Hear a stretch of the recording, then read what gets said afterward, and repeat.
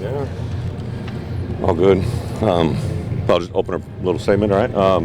Obviously very excited, a lot of fun, a lot of familiar faces I haven't seen in a while besides you guys in Champaign, so it's fun to be here. Really excited for our group, especially the three guys we have with us today. One update I was going to give, I know it means more to the local media than Mark Mondesir, who obviously is a good player that had been on the defensive side of the ball. He's actually taken a medical, so I want to give this opportunity to give him that. We'll put up more of a release from him, but that is the only roster change really that's different right now. And then a thing that we're all excited about, and I know locally you guys have got a big beat on it. Because of the timing of our game, we're going to actually report earlier, right, than most teams in college football. And I believe the intent of everybody follows through. Every person that's eligible to practice or will be ready for practice number one will be vaccinated. So I think we'll be one of the few teams in college football that can say that, players and coaches. So we're excited about that.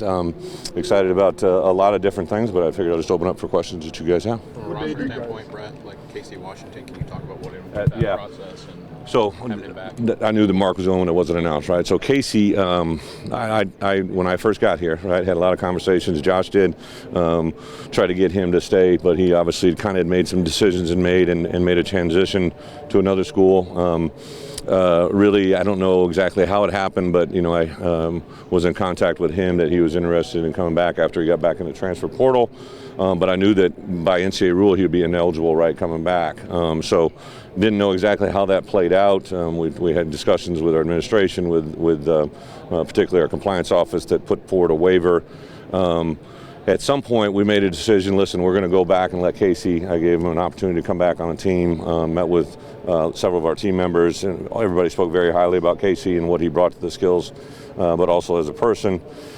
So we made a decision to bring him back as a player, and then it was still in a holding pattern, and we got notification yesterday that the NCAA gave him the full clearance to be immediately eligible, which was kind of a neat conversation, a way to break it to him. Gio and I brought him in my office and kind of gave him a moment's pause, and it was just fun to see his reaction, how much it means to him. So I think, a lot of times in life, you've heard me say it many times, you define more by moments of adversity than success, and he's definitely been through some adversity, so to have him on our roster is a huge blessing. You mentioned everyone's vaccinated. What day do you guys intend to start? We will actually report on the 1st, all right? And then by NCAA rules, you have X number of days to practice, so we'll start our first practice on that Monday, the 2nd. Did you have to sell that to people, or how did you guys get to that?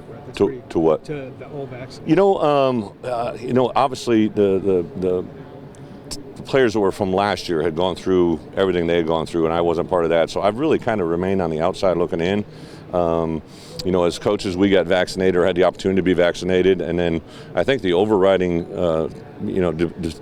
independent of what your thoughts are, if you were involved in contact tracing, that takes you out of the building for an extended period of time. And I think that was the driving force for a lot of our coaches and players is you didn't want to be removed. We all don't want to get it, right? As soon as we hear the word, nobody wants to have that happen. But the fact that there are so many players' lives that were affected when they were involved in tracing and didn't have it, we had guys miss 3-4 weeks in a row just because they were constantly involved in tracing. Same way with coaches. So that's probably the driving force more than anything. We didn't mandate, we didn't require, let it be their decision, and obviously that decision only. I know last year you weren't involved in the college game when the season started, but it's a lot different this year with things getting more back to normal.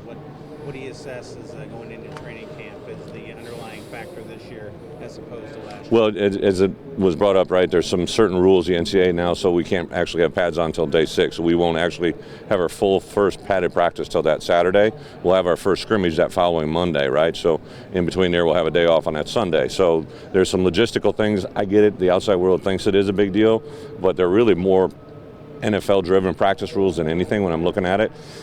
X number of padded practices, X number of half-pack, X number of spiders, only practice a certain amount of time, certain things you can't do, certain drills you can't do. That's been my world the last 3 years. So probably a unique advantage that I have bringing that in, but also, over time, there's some things that have changed, in college football. And then for me, even just simple rules, right? Things that you guys probably have caught on. I'm really big on situational football and knowing the rules, knowing the game.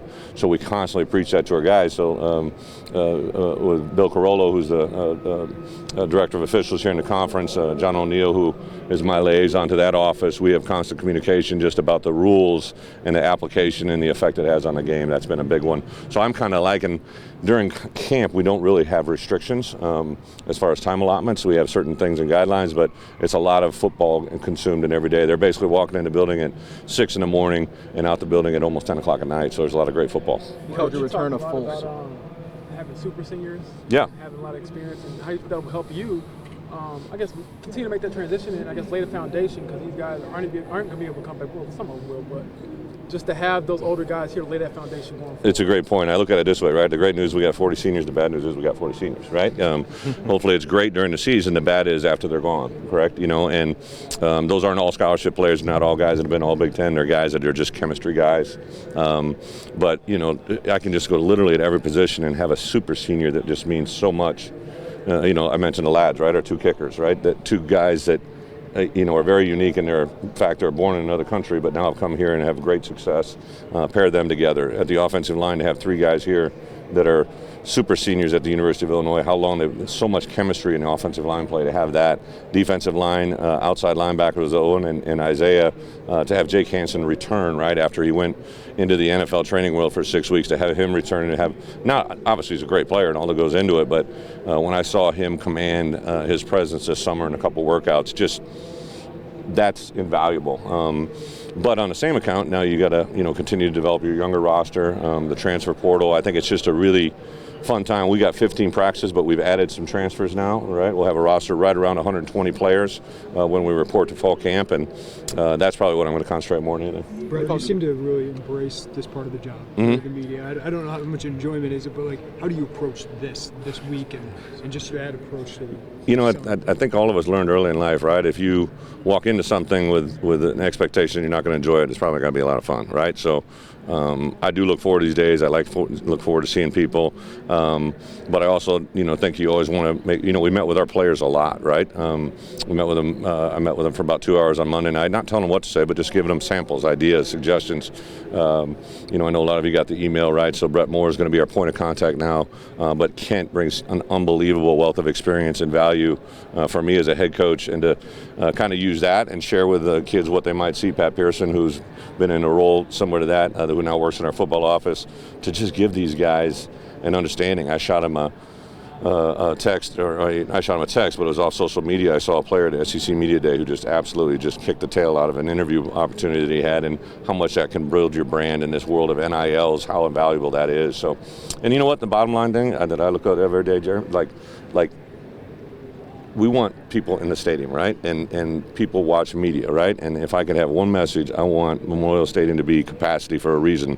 They deserve it as players and coaches and fans, but the state of Illinois deserves it, right? The people that make our communities, to have something to rally behind and be proud of, that's a big deal. At one point in the spring, you mentioned that you anticipated the injured players would be ready to go in fall camp. Outside of Mark, are you guys still on that? I do. I think there'll be some guys that will have limitations, but there isn't really one guy that right now shouldn't be. They might be modified or maintenance. We'll call maintenance. It's an NFL term, but it's usually somebody that, like a guy like Mike Epstein, right? Who's going to be cleared to practice, but we'll want to have maintenance on what he can do so we don't bring him back. I first learned it with Joe Thomas, 15 years ago, right? A guy coming back off ACL that you knew was a really good player. Poucho is doing the same almost type of plan, all right, that it goes into. So really excited because, talking with JB, our trainer, I think everybody should be at full capacity. You talk about kind of this being a full circle moment for you. Yeah. Can you just kind of describe the emotional change between getting the job, moving home, and now kind of being here and kind of really starting out the season? It's awesome. We came over last night, so when I left yesterday, it was like 4:30 in the morning. I gave my wife a kiss in the bed and just kind of grabbed her hand, and she said something that gotcha, So that part's awesome, but just to be able to come back, see. I bumped into Scott Frost right when we pulled in, right? I remember Scott. He came and visited me when he was at the university, when I was at Wisconsin as an assistant coach, right? To have those moments of reconnection. Saw Fitz, James, just to reconnect with guys that have been a part of my past and are really, I'm competing against them. I get it, but we're in this profession for a reason, to change young men's lives, right? And that's the part that's cool. What did she say to you? Just proud of you. One of those comments. She didn't say a lot at 4:30. She's not a morning person, but it was all good. What's the biggest difference in your program now compared to where it was when you first took it over? You mean just at Illinois in the 6 where months? have you seen the biggest growth? You know, I like the accountability that they've shown away from the game, right? So the NCAA allows us only to have 20 hours with these guys, right? But it's going to be the next, 5 hours after they leave our building that's going to determine our success. How do they eat? How do they sleep? How do they rest? How do they recover? Who do they do that with?